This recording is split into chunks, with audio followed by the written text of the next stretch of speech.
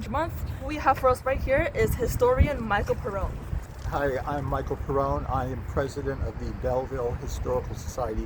Why were they buried in the basement of this church? That was the only space available because all of the cemetery plots were owned by families. How did these Chinese immigrants first settle in Belleville?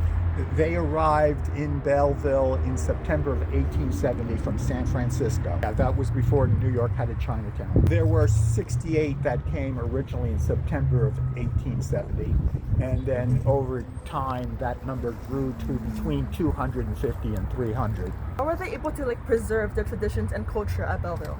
They mostly resided in the laundry complex. They had their own community.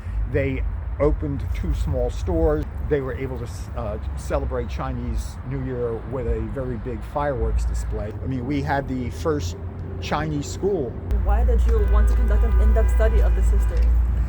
Well, it was an unbelievable history. It wasn't until the year 2015 that a historian informed us that the Belleville Chinese community was the first one in this part of the country. Mm-hmm. So that really shocked us, and we started doing a lot of research. There was a incredible amount of discrimination against the Chinese, but in Belleville, they were very welcome because the Dutch church was very familiar with the Chinese community. Dutch church had actually established a mission in Canton province in 1843.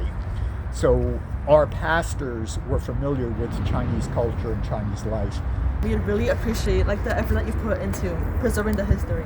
Well, it's a very important history that very few people know about. Most people don't think that we have Chinese American history. They don't know about the construction of the Transcontinental Railroad, which was due to the Chinese workers. Yeah. And it was the construction of the Transcontinental Railroad that created the American Industrial Revolution. Yeah. The Transcontinental Railroad was completed in 1869, so that left many of the Chinese workers unemployed, and some of them came to Belleville. So with so much of Chinese immigrant history in mind, we should be able to honor the first generation of Chinese immigrant laborers in America so that we can truly understand their contributions and all of their hardships in America, and so that we can actually cherish the beautiful days that we have today.